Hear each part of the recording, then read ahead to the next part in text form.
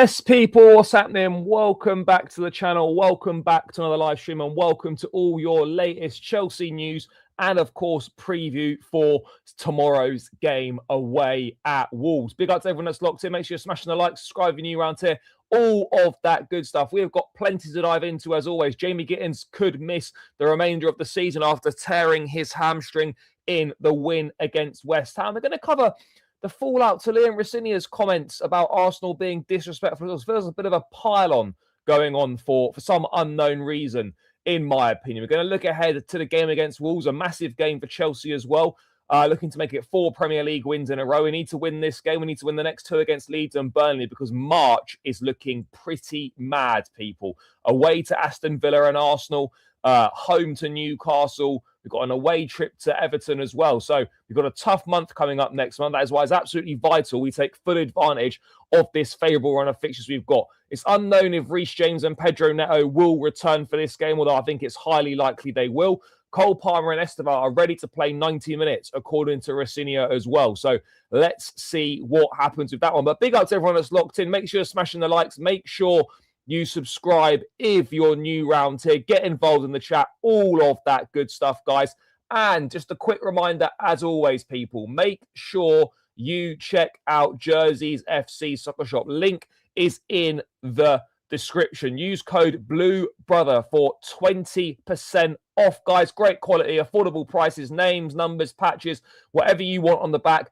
Loads of Chelsea kits, retro kits, other clubs, internationals, whatever you want, people. There's a big range on there now, so make sure you go and check it out. Jersey's FC Soccer Shop, link is in the description. This is where I got this Chelsea 1999 home shirt from, in the long sleeve as well, guys, so make sure you go and check it out. But that is enough about that.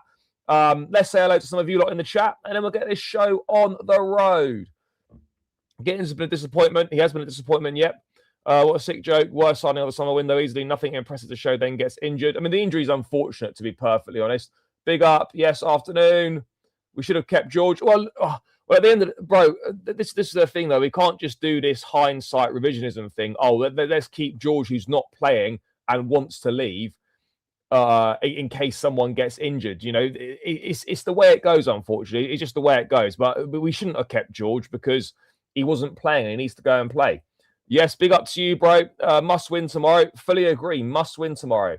Yes, big up to you, brother, as well. Let's dive into the main news, really, from the press conference yesterday, and that is that Jamie Gittens is going to miss looking like he's going to miss the majority of the rest of the season. Jamie's more long-term. He's got a tear in his hamstring, which is a real shame for him. So, for me personally, I think we may be looking at the rest of the season. If not, we're looking at him coming back for potentially the final few games. And that sort of rounds out really a very disappointing first season for Gittens. He started just 5 Premier League games. He scored 1 goal for the club so far. And it's been really difficult for him. It's been really difficult for him. But I think more importantly than Gittens himself, what this does do is it leaves Chelsea with 3 recognised wingers, 2 of which are Garnacho and Neto, who have been poor for quite a while now. And the other one's an 18-year-old kid in Esteval. So I think they're going to see a lot of Cole Palmer playing on the right-hand side. I think you're going to see, unfortunately, for us, we're going to see a lot of Garnacho playing. And there's obviously going to be a lot of Pedro Neto playing as well. So we're going to have to hope, chat, that these guys can find some sort of form that they haven't been able to show recently. And Garnacho's case hasn't really shown anything at all. You would think, and I was thinking about this yesterday, you'd think surely with only 3 wingers in the team, Palmer's minutes being managed, you think there might be a chance for Jesse Derry or Ryan Kavuma McQueen, two exciting wingers in the academy and the development side. You'd think maybe, do you know what? There might be an opportunity for some of these guys, but I'm not sure how likely that's going to be. In fact, I'd probably suggest that is not very likely at all. But it's the lack of options we're going to have right now. It's the lack of options. I mean, look, this is the problem, right? Is that right now he's not looking anywhere near the Chelsea level. But I guess, like with a lot of these signings, could be the Chelsea level in a few years. The problem is we haven't really got a few years to wait and find out whether he's going to be that guy or not. That's the main problem for me. You know, that's the main problem for me, is that we just got lack of options now. Real lack of options in the wide areas.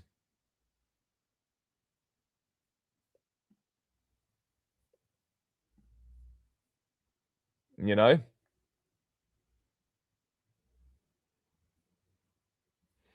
And is Gittens good enough for Chelsea? Right now, you would say no. Right now, you'd say no. Did we massively overpay with the initial £48 million rising to 52 million? 100% we did. 100% we did. He's, in my opinion, he's had one or two good games this season. Wolves in the Carabao Cup. He was decent against Burnley in the league when we won 2-0 away. And he had a reasonable game against Ajax when we smashed them 5-1 in the Champions League. Outside of that, Gittens, for me, has offered next to nothing. He's offered next to nothing. And it's really disappointing. Now, we have to look at it and think, is it all down to him? Is it down to Chelsea? Is it down to the environment? What is it down to? Is he just not that good? Which I think is a possibility. Is a possibility that he's not. He actually just isn't that good. You know, Atletico Madrid paid 52 million euros for Ademola Lookman, which is a little bit less or the same price as Gittens. Lookman is miles better than Jamie Gittens, miles better. And you sort of look at that and you think, well, Chelsea could have had Lookman in the summer. Chelsea could have had Semenyo in the summer. There was no need to sign Garnacho and Gittens for £90 million. You could have had one of those two if you were desperate for a young winger, and you could have gone for Lookman or you could have gone for Semenyo. And that would have been good squad building. That would have been the right thing to do, and that would have been the right way to approach things. Instead, Chelsea, in their infinite wisdom, spent £90 million on two wingers who are still developing and two wingers who are nowhere near good enough, to be perfectly honest. Nowhere near good enough. And that in itself is the biggest issue. The biggest issue for me. You know, it just unnecessary. In my opinion, it was an unnecessary signing. No, I just didn't understand it. I honestly didn't understand it at all. And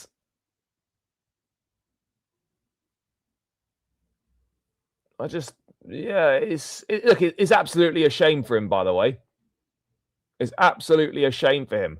I mean, sorry, Lookman was even cheaper than that. I'm just looking now. Lookman, 35 million euros plus 5 million add-ons.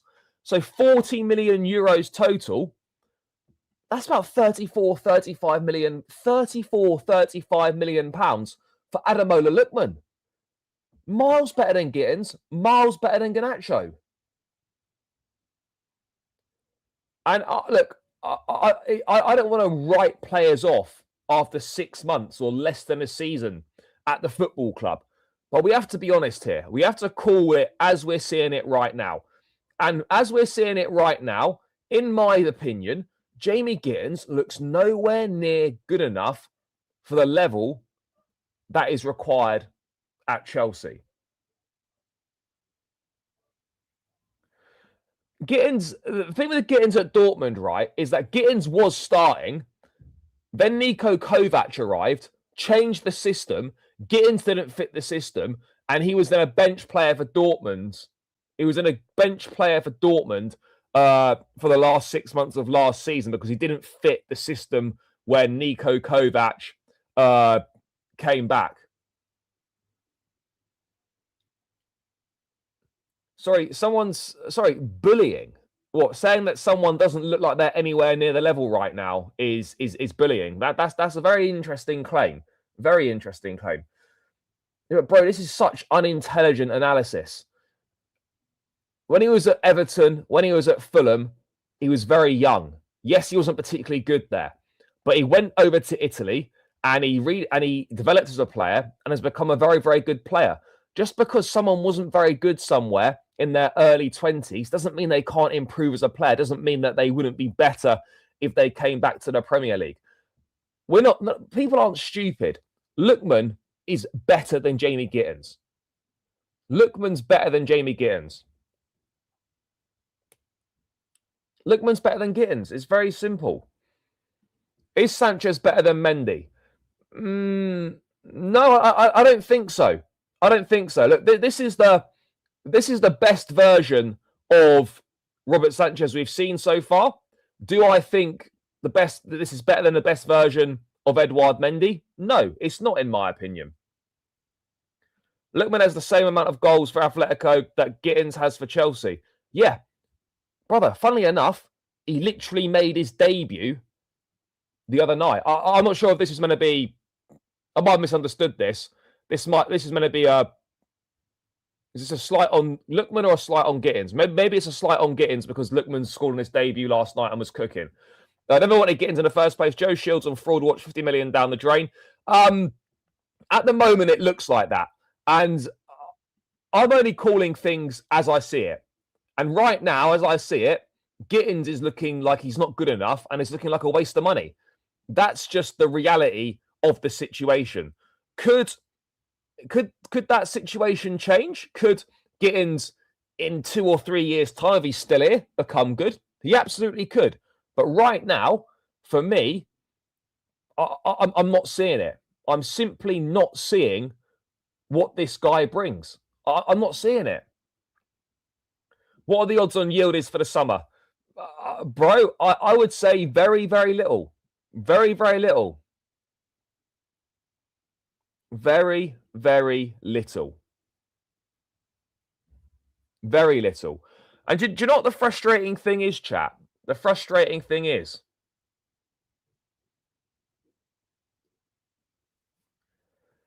that we had a squad, right, that was on the verge of competing after winning the Club World Cup last summer. A squad that was on the verge of competing. And we bought a guy for £50 million who'd been on the bench for Dortmund for 6 months, and there was no competition for his signature whatsoever. No one wanted him. There was loose talks of Bayern Munich, but they never seriously followed up their interest. We spent £50 million on a guy who sat on the bench for Dortmund for 6 months. Nobody else wanted him. When we were in a situation where we were on the verge of competing. We bought a striker who scored, 11 or 12 goals for Ipswich in the Premier League. Fine. As a squad player, not as a first choice. 40 million on Hato. Garnacho, 40 million. And we then bought in Buonanotte on loan from Brighton, who was on loan at a relegated Leicester last season, and who at the moment can't even start for Leeds. Why has no one been sacked for this? Why has no one been sacked? Nobody has been sacked for the disgraceful way that this squad has been put together. Nobody. Absolutely nobody has. And it is unacceptable. It is an absolute disgrace what has happened. An absolute disgrace. Genuinely, Gittens needs to go on loan to Strasbourg next season. You know, if we were serious, we'd be looking at Lookmans and Semenyo's instead of Garnacho and Gittens. You could have signed Semenyo and Lookman for maybe 100 million combined, or just over 100 million. You could have got Lookman and Semenyo for just over 100 million, probably. And instead, we decided to pay 90 million for Gittens and Garnacho. That's when you know that you're no longer a serious club. When you're making decisions in the transfer market like that. Awful, awful decisions in the transfer market. Now, I feel sorry for Gittens because it's been a really tough time for him and he's not done well and he's struggled. But a bigger issue right now for us is a lack of options out wide. The lack of options out wide.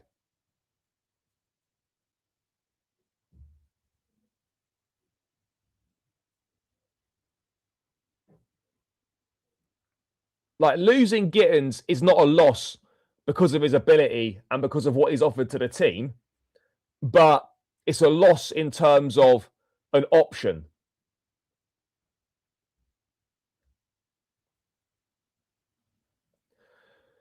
And if you look at the summer window, chat, if you look at the summer window in general, who tweeted this out yesterday? And it was there in black and white for everyone to see. I think it was Con. Let me see if I can find it. Oh, yes, here we go. This is it here.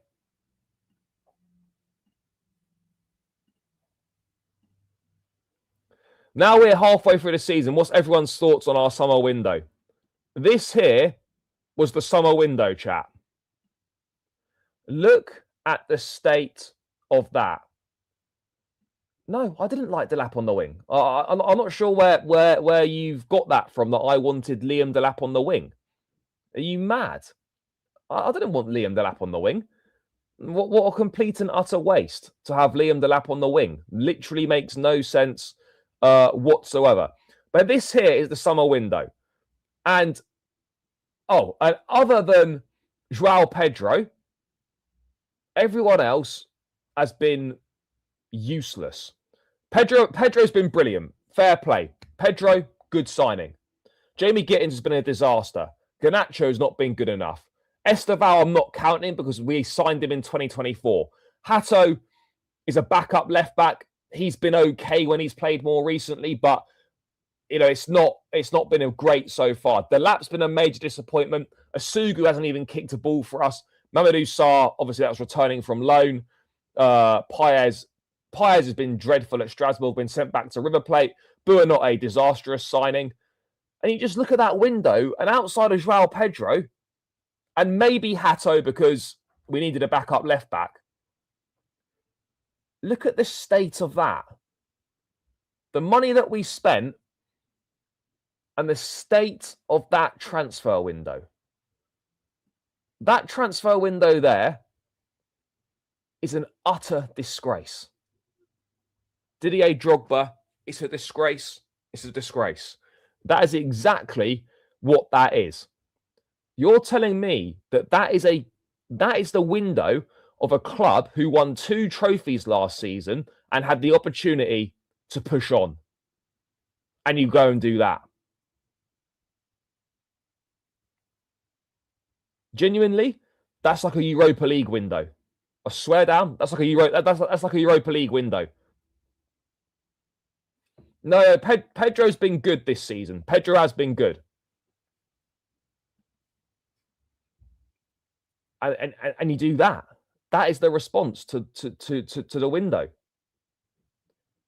Bro, that's a Newcastle lot. Look, if you said to me, if you didn't say, if you put that transfer window on the screen and said, whose transfer window do you think that was? You would have said maybe a Newcastle. You might have said Tottenham. That is a Newcastle or a Tottenham level transfer window. Let's be honest here. If I had told you that was Newcastle or Tottenham's transfer window, you wouldn't really think otherwise, would you? You wouldn't think otherwise. You could add only good signings. I mean, I think Esteval will turn out to be good. In all honesty, I think Esteval will turn out to be good. But yeah, the point very much stands. I agree. João Pedro, for me, is not someone that wins you a Premier League. He's someone that can be part of a Premier League winning squad. But if you're building a top-level squad and an elite-level squad, I agree, bro. Pedro is a backup. Pedro Neto should also be a backup.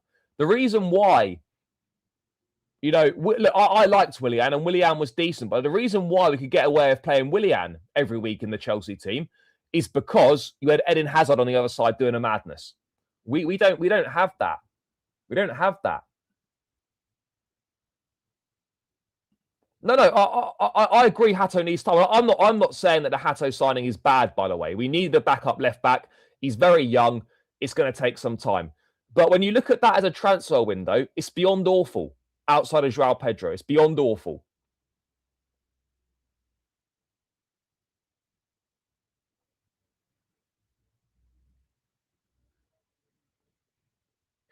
Bro, he doesn't. Joao Pedro, I'm telling you now, in my opinion, Joao Pedro definitely can be a rotation option, a squad option in a Premier League winning squad. For me, Joao Pedro is not going to be a number 9 who wins you a Premier League title leading the line. If I'm proven otherwise, then no problem. But in my opinion, Joao Pedro is not a title winning number 9. He's someone that can get you 10, 15 goals a season in all comps and make a meaningful contribution. 100% he can. But if you're asking me, if you look at title winning number 9s, he's not in that bracket. He's not an Aguero. He's not a Haaland. He's not a, if you look at the teams that have won league titles, really Man City teams. He's not a Haaland. He's not an Aguero. He's not gonna get you those kinds of goals.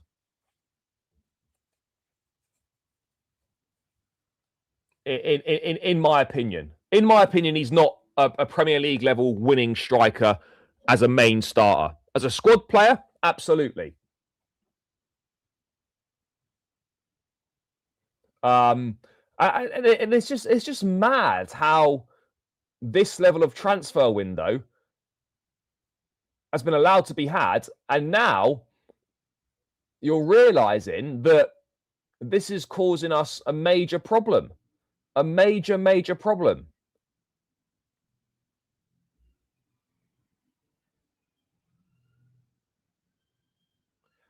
And it's very much looks like the transfer window in the summer was quantity over quality, when it shouldn't be like that.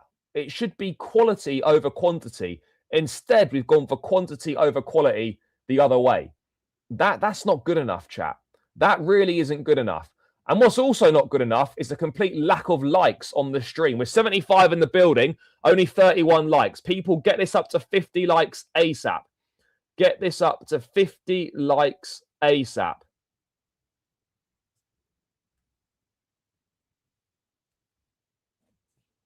Get it up to 50 likes, people. Smash that like button. Subscribe if you're new around here. But let's get these likes up. Really important, guys. Really important. And so I just miss when we were a serious club.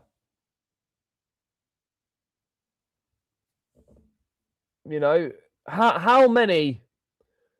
We could have signed Ekitike. Imagine signing an Ekitike or maybe a Nick Voltemada instead of Delap. We could have done that. And this is just a repeat of previous transfer windows. A couple of good signings: Joao Pedro, Esteval, mixed with young players who the majority of them we've overpaid for, that may or may not make an impact.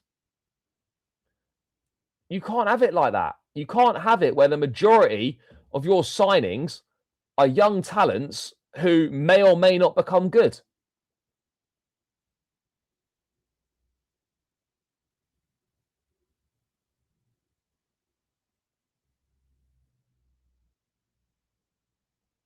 Yeah, but that was part of some PSR trade deal with Vlachodimos, that Greek goalkeeper, going the other way. It was all a bit mad. It was all a bit mad.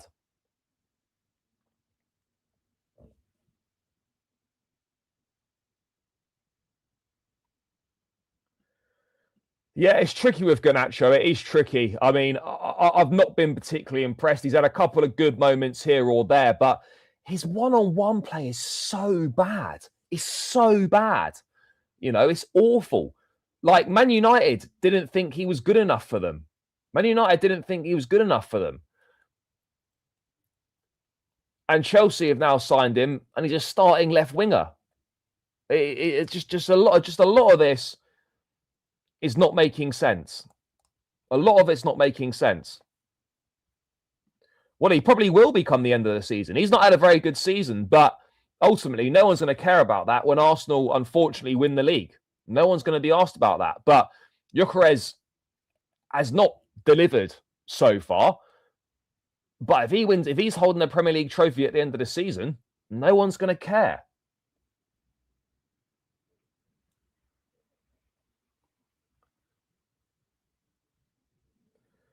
Yeah. I mean, yeah, probably fair enough. Yeah, I would agree with that. Oh, yeah, I would agree with that to an extent. I would agree with that. Yeah, I think that's fair. And this is the big difference: is that when you're, and this is where players who are struggling, if you're playing in a winning team, that goes under the radar. No one's really going to be that arsed that Gyökeres has had a distinctly average season if Arsenal win the league. It will come into focus again next season if those struggles continue. But if Joao Pedro is not a better 9 than Gyökeres. What are we doing here? Joao Pedro is not a better 9 than Gyökeres. Joao Pedro has had a better season than Gyökeres, but he's not a better number 9 than Victor Gyökeres. No, he's not. But do people not watch what Gyökeres was doing in Portugal? If you put Joao Pedro in the Portuguese league for 2 seasons, put Pedro in the Portuguese league for 2 seasons, he's not scoring 60 odd goals. He's Joao Pedro. If you put Joao Pedro in Sporting Lisbon's team that Victor Gyökeres was in, he's not scoring 60 odd goals. He just isn't, because he's not that kind of player. He's a very good player, but he's not a prolific bagsman. Joao Pedro's never been prolific in his career. He scored 10 goals for Brighton last season, 5 of which are penalties. I like Joao Pedro. Victor Gyökeres is not doing well. But this whole thing is being purely based, heavy recency bias of Gyökeres not doing that well in the league and Joao Pedro having a decent-ish season.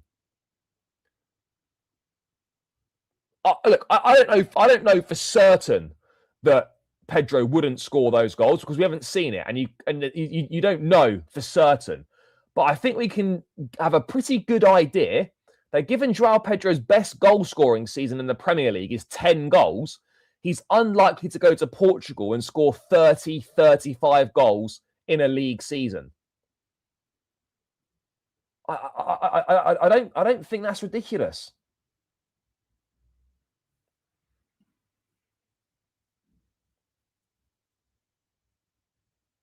I don't think that's ridiculous. If people disagree, that's fine.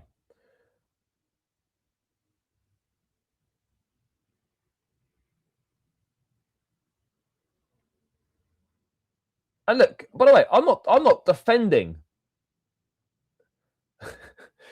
So because you disagree with my opinion, that means that I've lost credibility. How will I sleep at night knowing that I've lost the credibility of someone I've never met?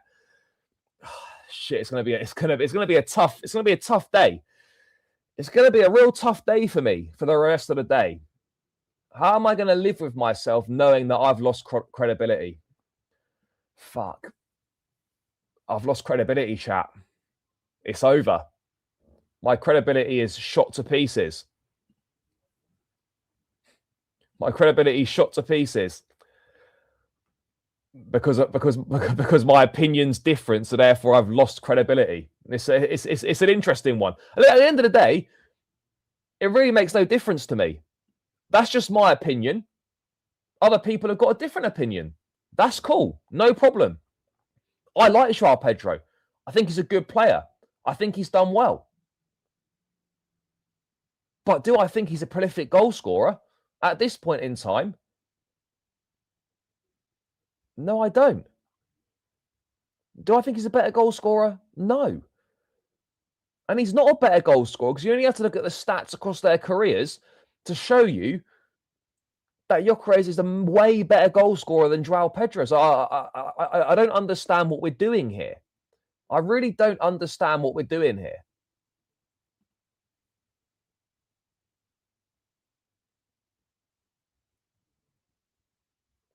Oh, so we're doing the 6 months surface level analysis where we're looking at goals, where you're comparing someone who's been in the Premier League for 6 months to someone who's spent 4 years in the league or 3 years in the league or whatever.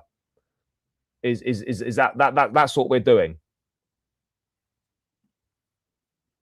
And in terms of Premier League goals, Gyökeres, I think, has got 5 or 6. So João Pedro's got 9 Premier League goals, and Gyökeres is on 6, is he? Yeah, Gyökeres is on 6, and Pedro's on 9. So he's got 3. So Pedro's having a better season this season than Gyökeres.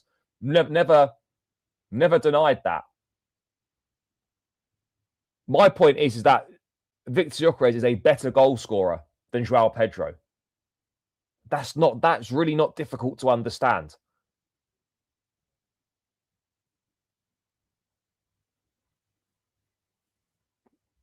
Yeah, I would agree. João Pedro is a better all-round footballer than Gyökeres, but when it comes to the pure art of scoring goals, Gyökeres is considerably better.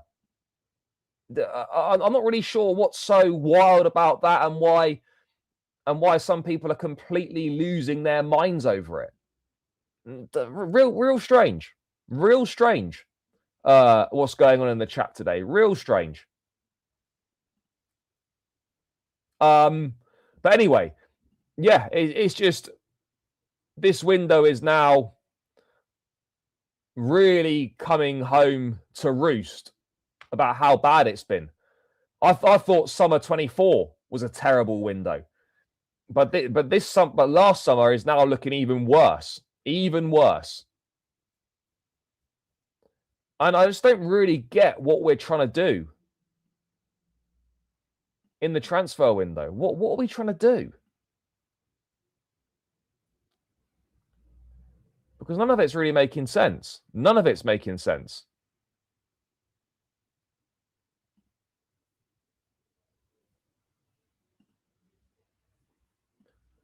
It's not making sense.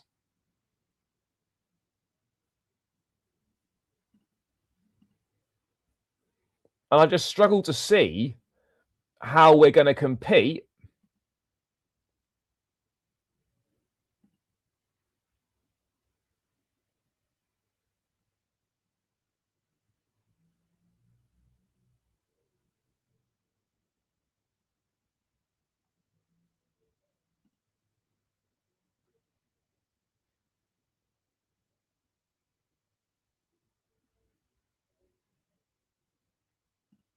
Yeah, look, at the end of the day, look, Pedro's done well for us so far. I mean, I don't even know how we got onto this conversation, but yeah, people have been losing their minds.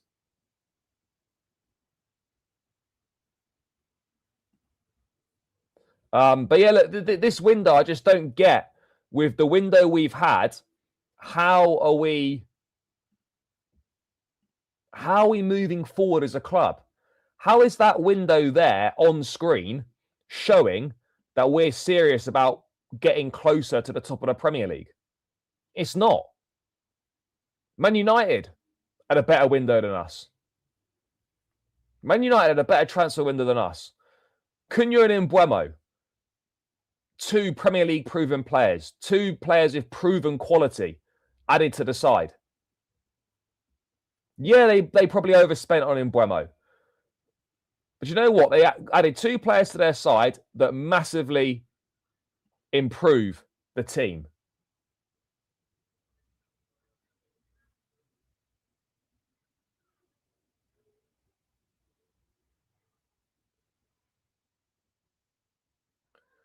And this is, yeah, I know. And it wasn't a ridiculous price for him. I think the release clause was around 62 million pounds. It wasn't a mad price for him at all. Was not a mad price for him whatsoever.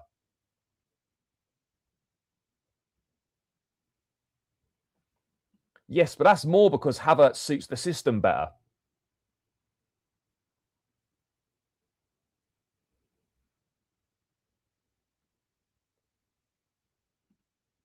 Have Man United overtaken us? No, no, I don't think so. they're a point ahead of us in the league. Them playing once a week is obviously massively helping them, and obviously being out of both cup competitions and that, and they've got nothing else to play for other than the league games. That is obviously helping them. But do I think Man United have overtaken Chelsea? Do I think Man United are a better team than Chelsea? No, absolutely not. Absolutely not.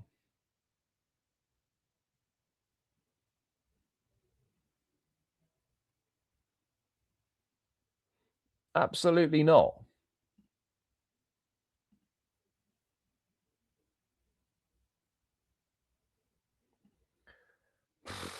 I mean, yeah, it's looking tricky. FA Cup's our best chance. FA Cup is our best chance.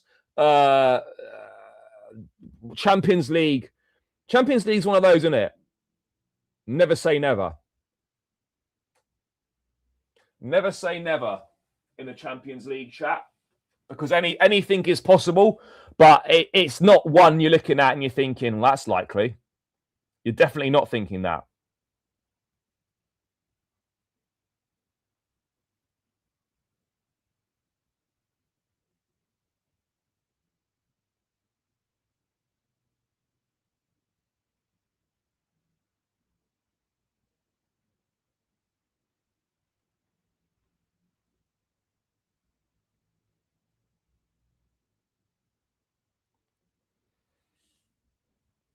But I think what's clear,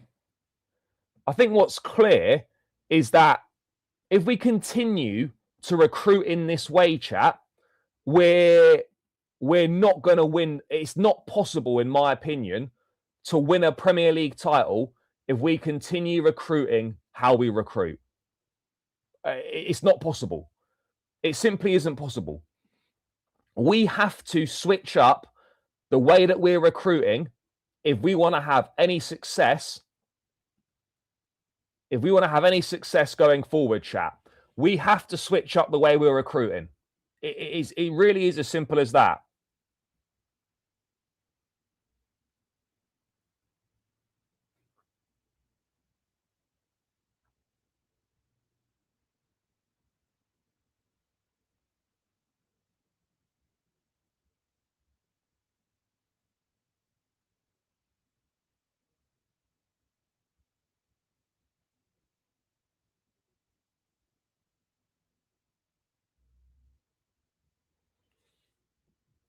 And this is what we need to be careful about, chat, as well, is that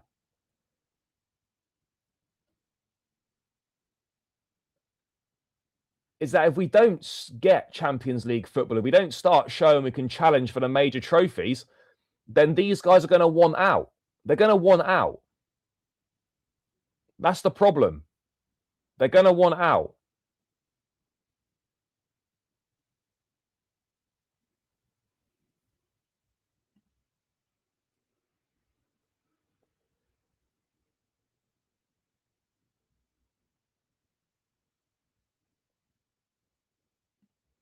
No, players are going to start wanting out, chat.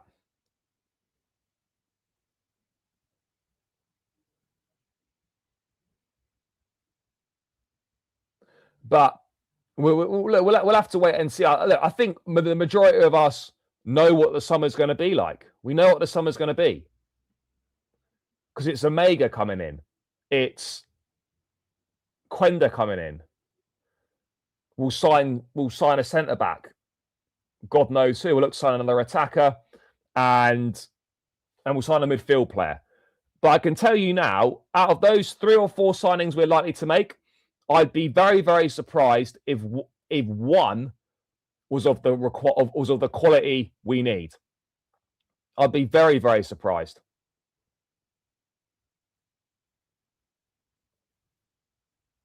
I'd be very surprised, chat, because every transfer window we sit here and we say, Chelsea are 3 or 4 players away. 3 or 4 players away.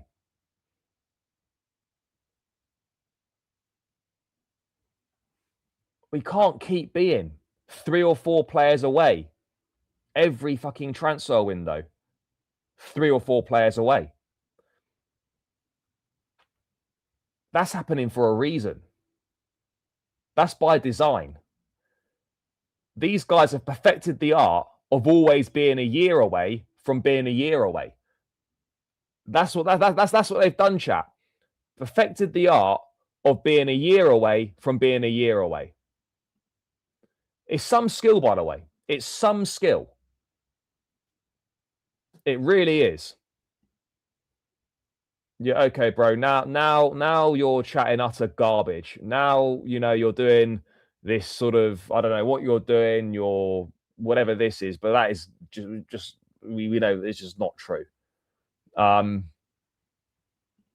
We'll qualify. I'm still confident we'll qualify for Champions League football, but coming fourth or fifth is not what Chelsea should be aiming for.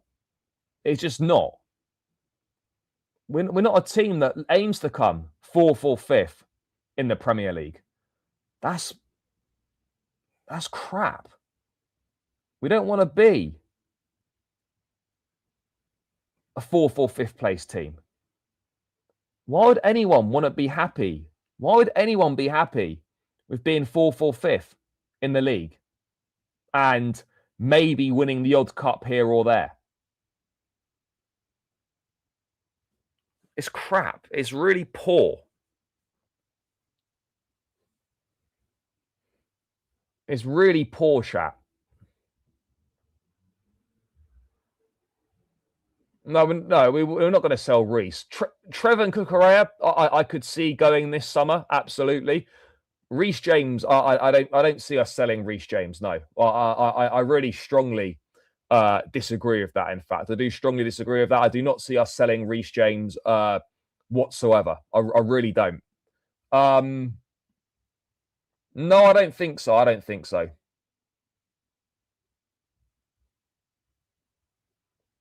Bro, it doesn't mean that he's better than Enzo. Barker having a good game for Strasbourg does not mean he's better than Enzo Fernandez. If he's better than Enzo Fernandez, why doesn't he start ahead of him for Argentina? Because he's not better than him.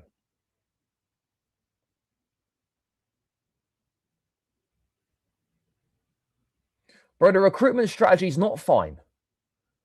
What are you talking about? The recruitment strategy is not fine.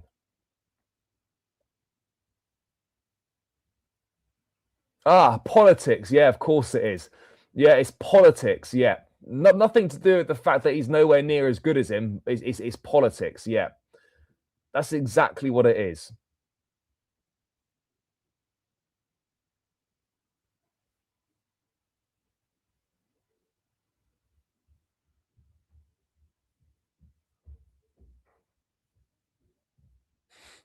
Politics.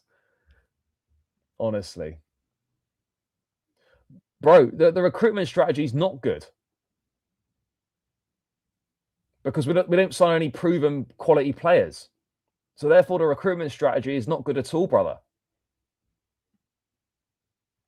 It's not good at all.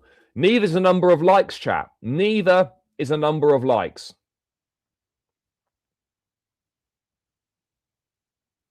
So run the likes up, chat. We're only on 49 likes. We've got to get this up to 100 likes ASAP. Keep smashing that like button. Subscribe if you're new around here. All of that good stuff, people. We've got to keep this stepping. Come on, chat. Keep it stepping. Run up these likes and keep subscribing if you are new round here as well. We've got to get these likes up, chat.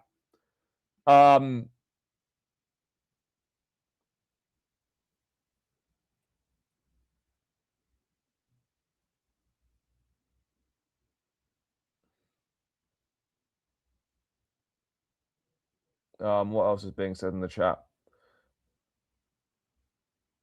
But yeah, anyway, let's move away from that.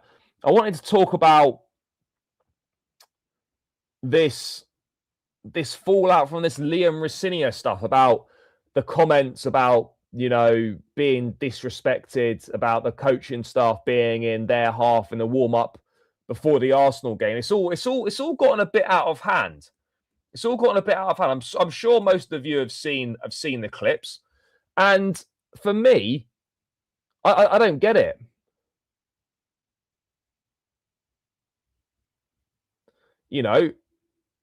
I've never known a more insufferable or rattled fan base than Arsenal.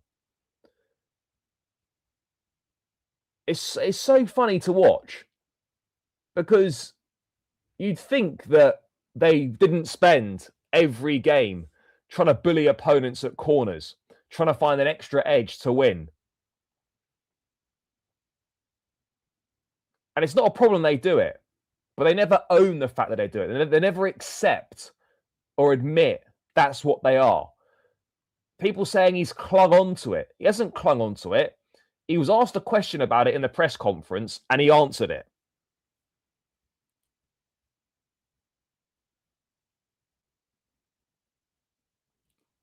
And then you've got the level, then you've got the Arsenal journalists who are, most of them are just morons at this point in terms of how they're bringing this up.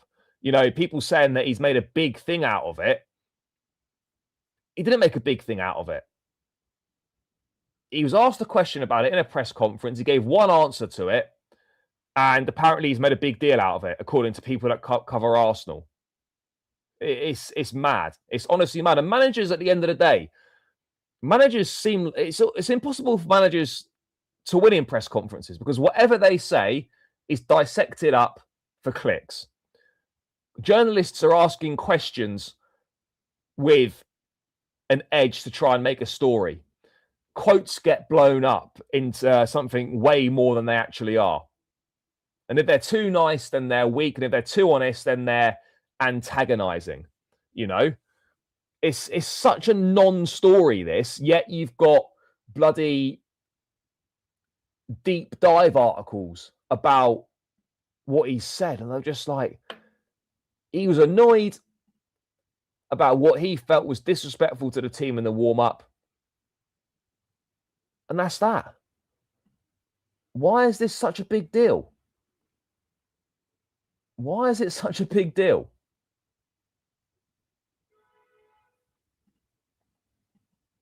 I don't understand it. And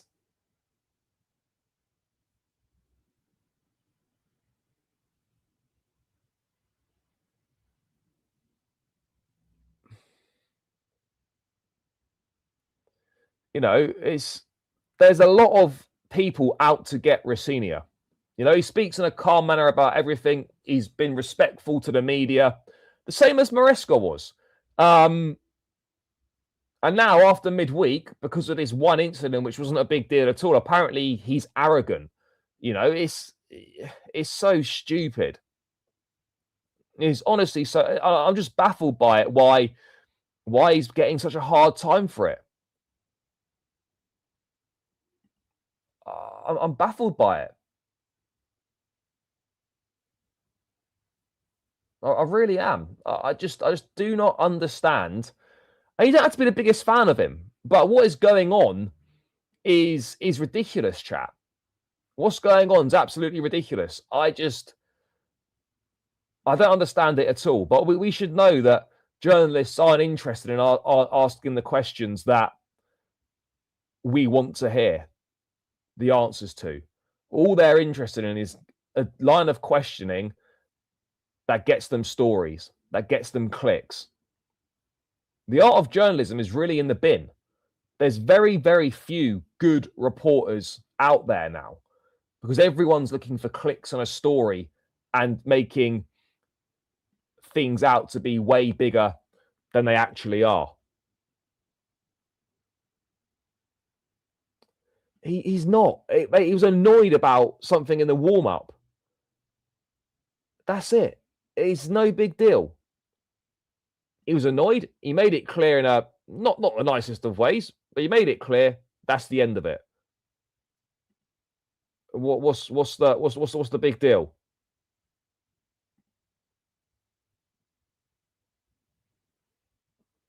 Yeah, it's mad. It's mad. It really is. I just don't get it personally. I just don't get it. But hey, you know what do I know at the end of the day? What do I know? But I just don't get it. I will support.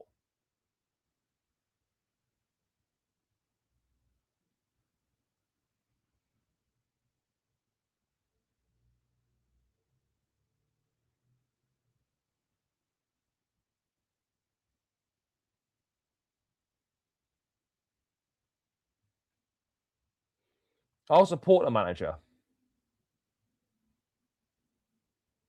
Bro, you know that Rosenior is not picking the team properly. You know he's not got full say over that. You know that he's got any head coach has got one hand tied behind their back when it comes to team selection at Chelsea. We know that's the case. Bro, no one at Chelsea is a manager. They're all head coaches.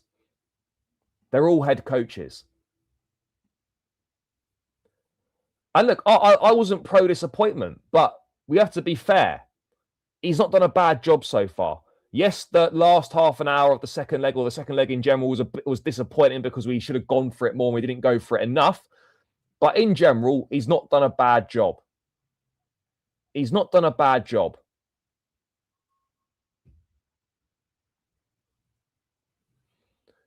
I think to a certain extent, although I think when you look at making a triple sub at halftime against West Ham, I don't think that's praiseworthy in-game management, because every single person watching and every single person in the stadium would have made a triple sub at halftime anyway. So yeah, he's got subs right and he's been proactive. But if you actually look into the subs that he's made, they're the obvious ones to make. And that doesn't mean that, he deserves any less credit.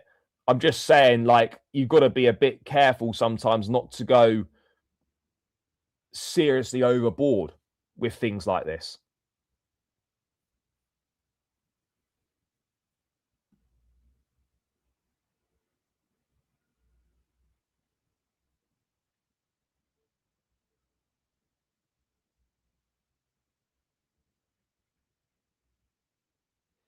Mate, at the end of the day, I want the club to succeed. I don't care who's sat in the dugout or who's in charge.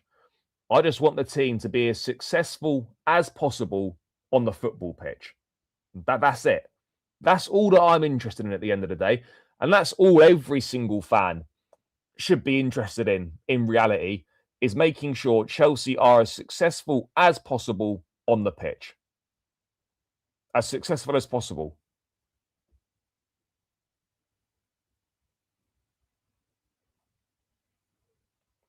And there's still plenty to play for. Who knows what's going to happen in the Champions League? You've got the FA Cup. You don't know what's going to happen in that. And then obviously we're going for the Champions League spots. The season isn't over. There's still things to play for. And look, at the end of the day, it's up to people can support in whatever way they wish to do so.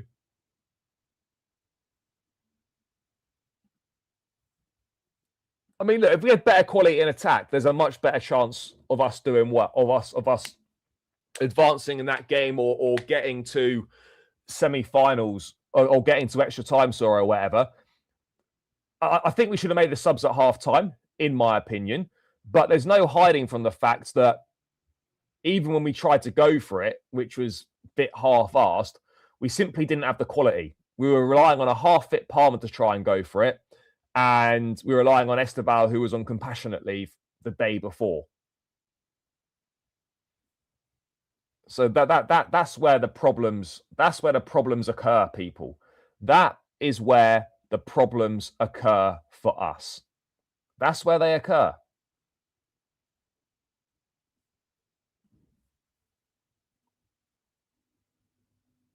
No, of course. And at the end of the day, I'm not going to be angry at any manager, head coach, unless they give reason to be.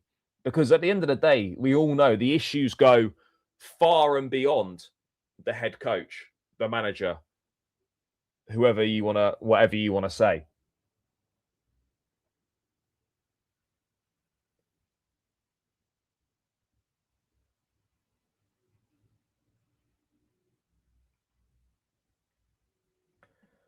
No, maybe we're not. Maybe we're not.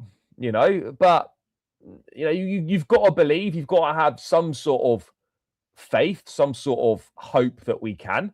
But yeah, look, there's every chance we might not. Look, we're not winning the Premier League. We're not winning the Carabao Cup now because we're out.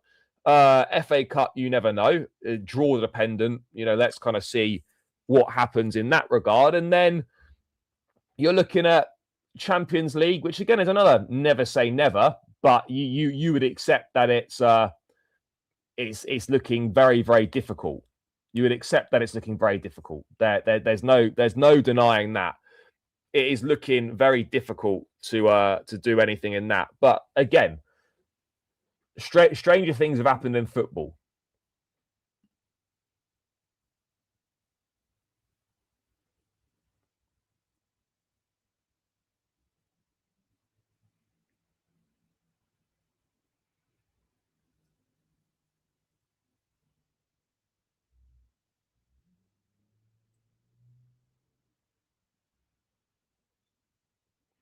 Look, there's a problem. We aren't operating like a top football club. I'm not disputing that.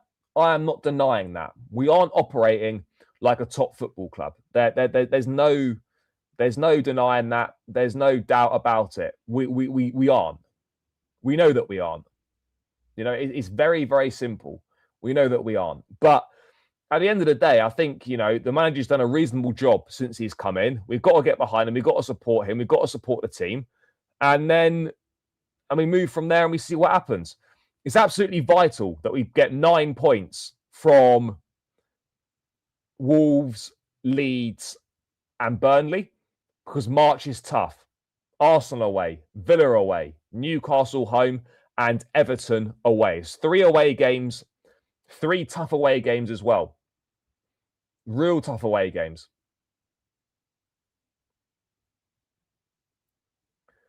But it happens because we have terrible, terrible transfer windows. That's why it happens. There's no escaping from it. That's why it happens. Arsenal and Villa at the start of next month. Yeah, that's why these things happen, chat. That is why these things happen.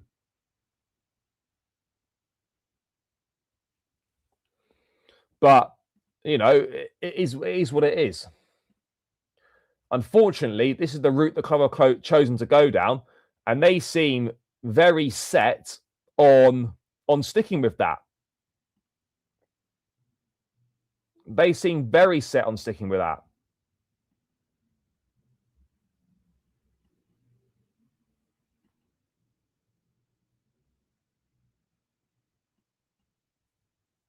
Very set.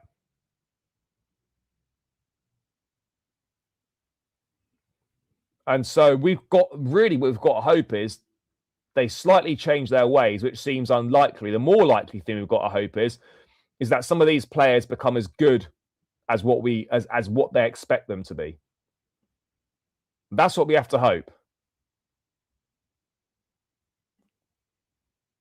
That is what we have to hope, chat.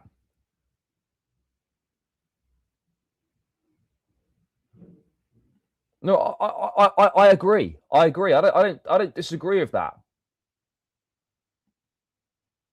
I don't disagree with that. Chat, we're on 65 likes. Let's get this up to 70 likes. Come on, keep it stepping, people. Keep it stepping. Let's get this up to 70 likes minimum, chat. 70 likes minimum. Let's keep it moving, people. Let's keep it moving. Let's keep it moving, chat.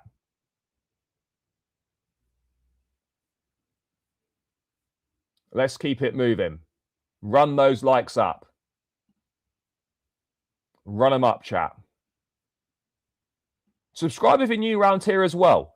Subscribe if you are new around here as well. That would be greatly appreciated.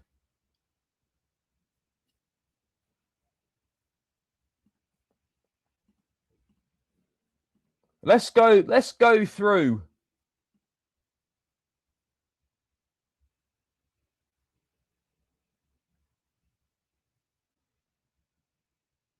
Let's go through a team for Wolves tomorrow, chat.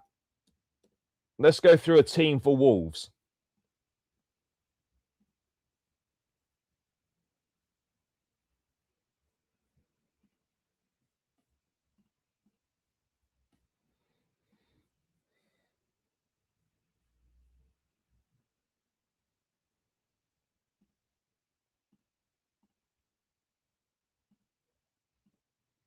Okay, so I think I'd be stunned if we saw the back five again. I don't think we'll be seeing any back five in this game. I don't think there'll be any back five. Absolutely not. No, I wouldn't have thought so. I'd be shocked if there was a back five, chap. I would genuinely be shocked. I don't expect to see any back five.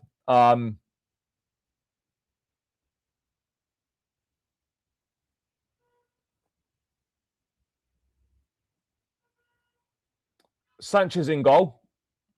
Pretty straightforward.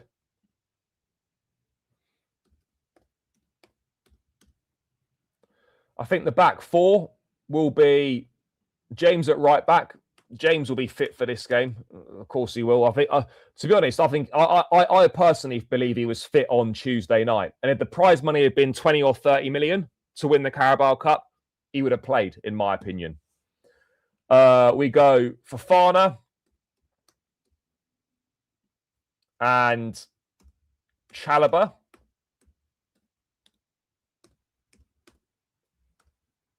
Fofana and Chalobah with Cucurella at left back.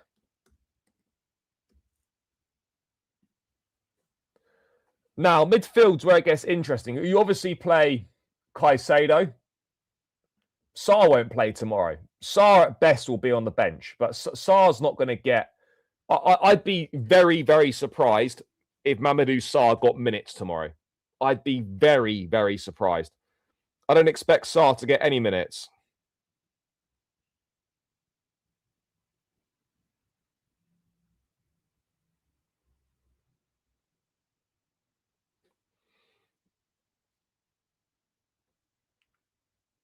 I don't think Achimpong plays either. Oh, let's not start doing this nonsense again. He's not. He's not kicked a single ball in the Premier League and we're already doing this.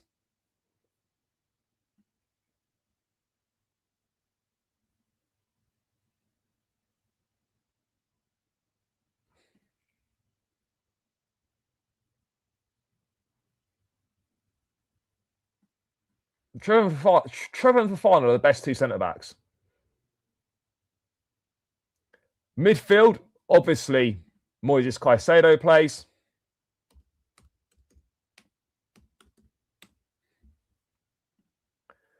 Alongside him,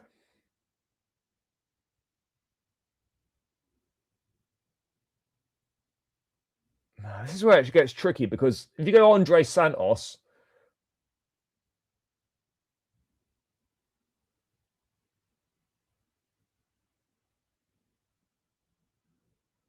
I'm going to go Santos.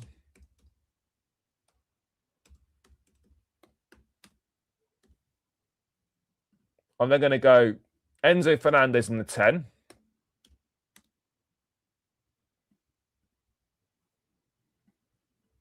Palmer on the right.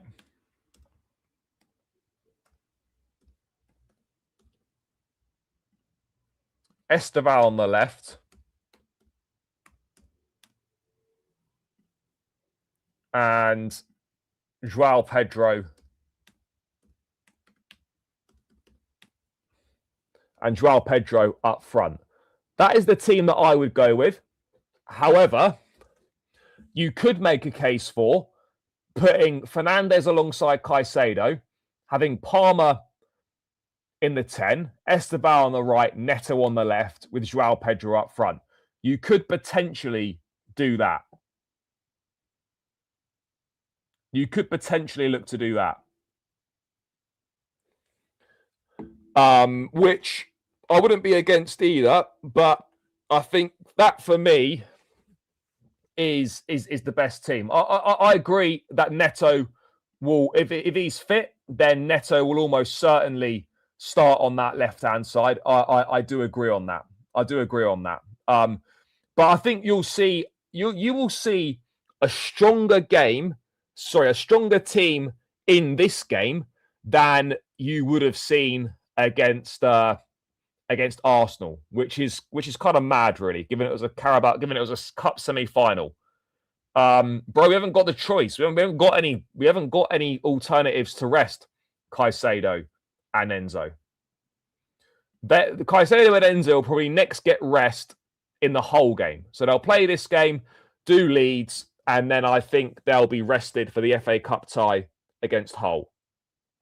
That's what we're looking at.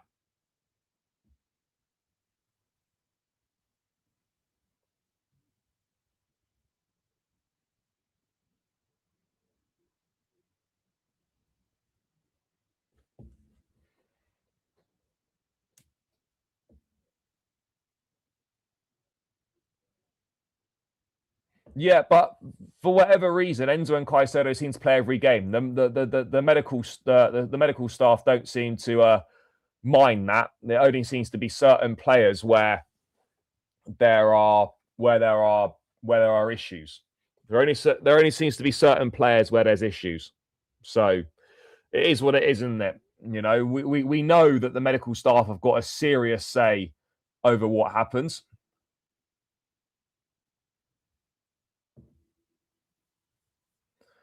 Yeah, and I think the FA Cup is going to provide that rest for certain players. Absolutely, the FA Cup is definitely going to provide that rest. I don't think Caicedo or Enzo will start that.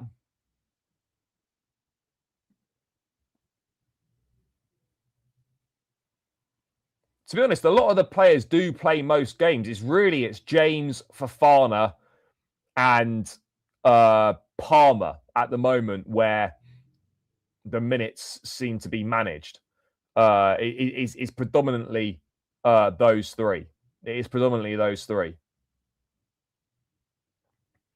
But that's the team that I go with. And we've already beaten Wolves twice this season. We've beaten convincingly 3-0 at Stamford Bridge in a very one-sided game. And then we had that crazy game at Molineux in the Carabao Cup where we were comfortably 3-0 up. And we somehow then conceded 3 and we ended up winning 4-3 very closely.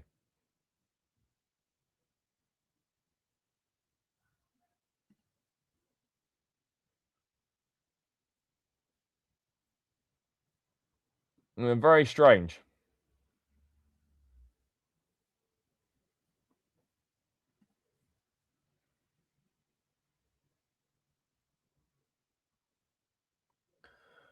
I thought he was all right against Arsenal, but again, look, he's still a young kid. First 6 months in the Premier League, you know, these are things that you'd expect to happen. Yeah, look, Wolves are not a Premier League quality team right now. They've won one game all season. I think we've got to be, you know, very fair with that. Wolves are not good. However, you know, if you go into a game thinking it's won before a ball's kicked, that's where you're going to have problems. In terms of in the media, in terms of the reaction to this stuff about the warm-up at Arsenal, he'll be on the bench. He'll be on the bench. Simple as that. Simple as that. He will be holding the bench. He'll be holding the bench.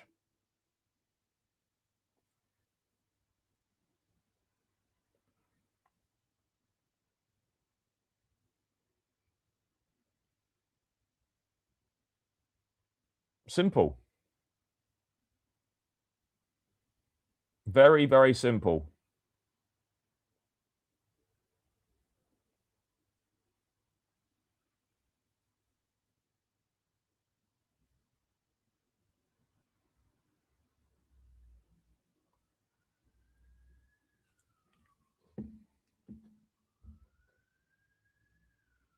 Bro, injuries is impossible to avoid. Impossible to avoid.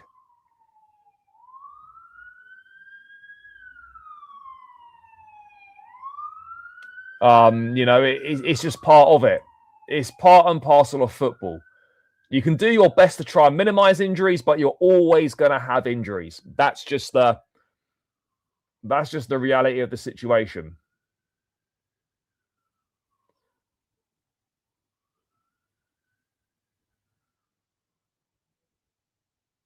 Well, Arsenal are definitely childish. We have to just hope and pray that somehow City can do something and stop these guys winning the league, because it's going to be a bad day.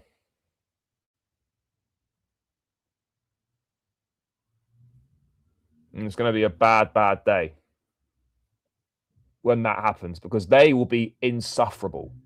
Insufferable.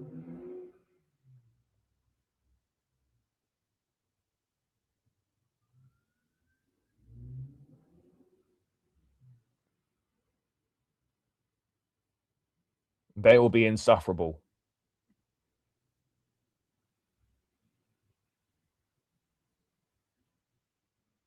But yeah, look, I don't think there'll be. Look, to be honest, the Arsenal approach wasn't. I didn't have an issue with the Arsenal approach. It was the fact that we just didn't attack enough. That was the problem. If we tried to take the game to Arsenal, we would have been finished in the first half, and then the game's done and it's all shit. If you get what I'm saying. So I didn't have an issue with the approach. I'll be totally honest. For me, the issue wasn't the approach. The issue was the lack of quality in the attack. That when we tried to go for it, we simply couldn't. We simply couldn't. So that's where the problem was. That's where the problem was, chat.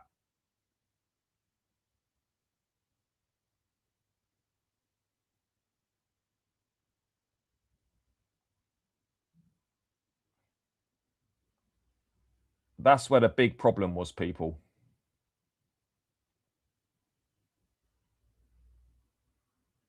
And it's annoying. Very annoying. But it is what it is at the end of the day. It is what it is at the end of the day. There's nothing we can do about it. And we have to move on now. So yeah, this starting lineup is what I would go with. But people, what are you saying? What are you saying for score predictions? What are you saying for your score predictions? Chat with 73 likes. Let's try and get this to 100 likes as quickly as possible. Smash that like button.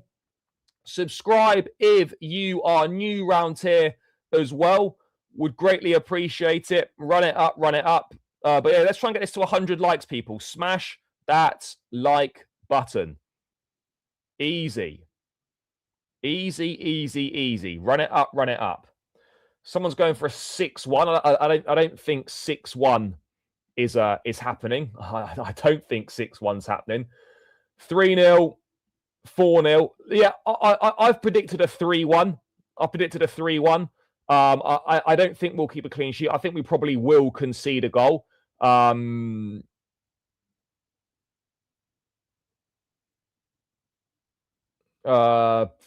Chelsea. Yeah, look, I know football doesn't work like this, but in theory, this should be a fairly comfortable win. It should be a fairly comfortable win.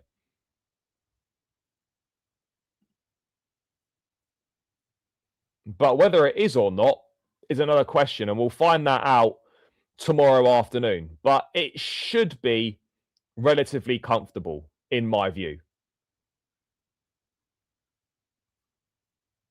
But again, we can't be certain of that. But ultimately, at the end of the day, just get the 3 points.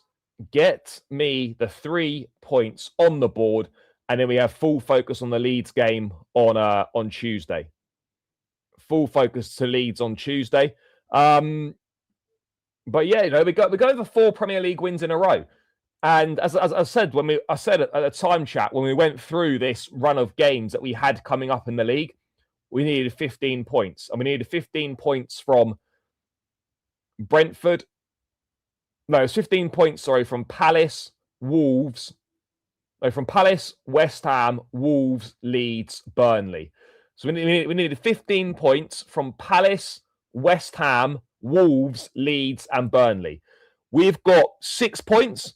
We need to move that to 9 points. And if we can get the 15 points from those 5 games, then that's great. Maximum points, and it puts us in a good position for a difficult March that we've spoken about, with obviously Arsenal and Aston Villa away coming up at the start of the month. So, yeah, look, I think we're in a...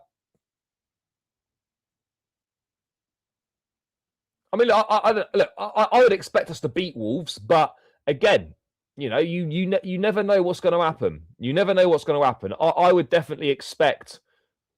Look, no one's going into the Wolves game expecting anything other than 3 points, but it could be more difficult than we think. You know, I think Wolves will sit deep. The onus will be on us to break them down, and they could frustrate us for large parts. They absolutely could frustrate us for large parts of the game. There's no denying it. There's no denying they could frustrate us for large parts of the game. So I think a big thing for me is we've got to be patient. We've got to be patient, but then we've got to move the ball quickly, and we've got to attack with intent. We need players driving at fullbacks. We need players taking their man on.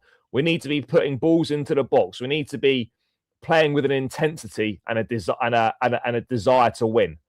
It feels like that's been lacking in certain games. It feels like that's been lacking. So hopefully we can change it around. Hopefully we can change it around. Yeah, I imagine fifth place will grab you Champions League. I don't know for certain, but I imagine that'll be the case.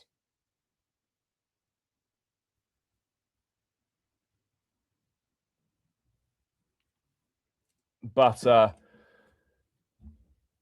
yeah, until it's fully confirmed, you just don't know. You just don't know until it's fully confirmed, chat.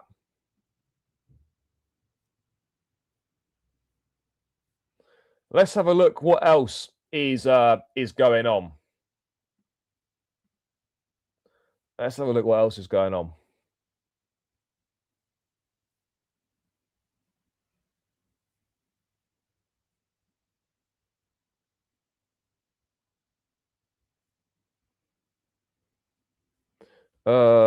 Doesn't look like much else has been going on, chat.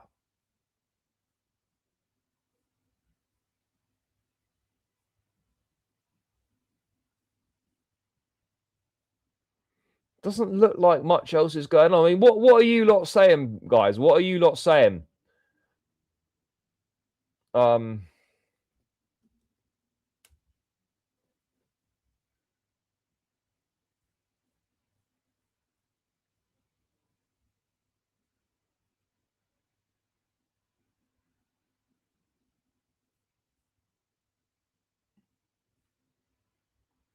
Oh, of course there is. There's fucking Friday Night Football. It's Leeds. I think it's Leeds. Is it Leeds Forest, chat? Leeds Forest. Predictions for Man United Spurs. I think Spurs might have something for us. You know, I think Spurs could have something for us. I'm gonna go draw in that game. I'm gonna go for a draw. I think Spurs might have something for us. I think Spurs have got something for us, chat. I really do. So let's wait and see on that one. Let's wait and see on that one. I think Spurs could have a little surprise in store, guys. They could have a little surprise in store, but yeah, I guess we'll find out we'll find out in due course. We'll find out in due course.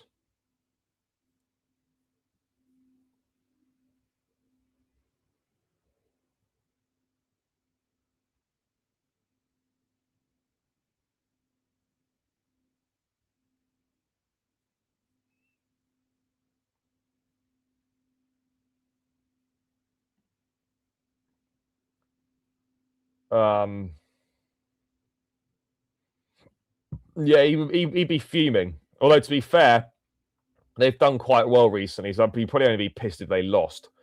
But to be honest, any team playing Spurs, with the way that Spurs are at the moment in the Premier League, if you don't beat Spurs, then that is 100% a major, major disappointment.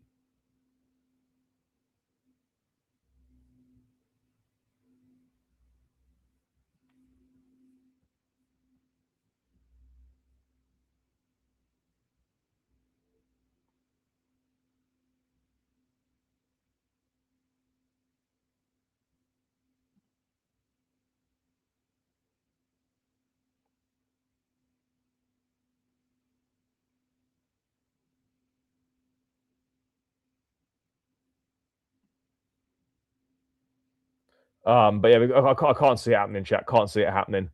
Really can't. But yeah, chat, we're going to round this one out now. There's not really been an awful lot of news going on recently. There's not been an awful lot of news going on. But big up to everyone who has tuned in. Make sure you smash that like button on the way out. We need 20 more likes to reach the 100 mark. It's been a little bit of a slower show today, a little bit down on the numbers, but it is Friday afternoon. There's not much going on, so to be expected. But I appreciate each and every single one of you, as always, guys. Make sure you are smashing that like button on the way out. Make sure you subscribe to the channel if you are new round here. That'll be really appreciated. We're racing towards, well, the next milestone, really. So keep smashing that subscribe button, chat. As I said, hit up the likes. If you've not checked out the opposition preview with Dave from Talking Wolves, then go over to the channel now and check it out. Some good insight there from a Wolves perspective on things. And yeah, guys, I'll be back tomorrow. Match reaction when I get home from Molyneux. Make sure you stay tuned for that one. There'll be clips from the game and stuff as well. So make sure you stay locked into the channel. Enjoy the rest of your Friday afternoon, people. Big love for the support as always. Up the Chelsea, and we're out. Peace.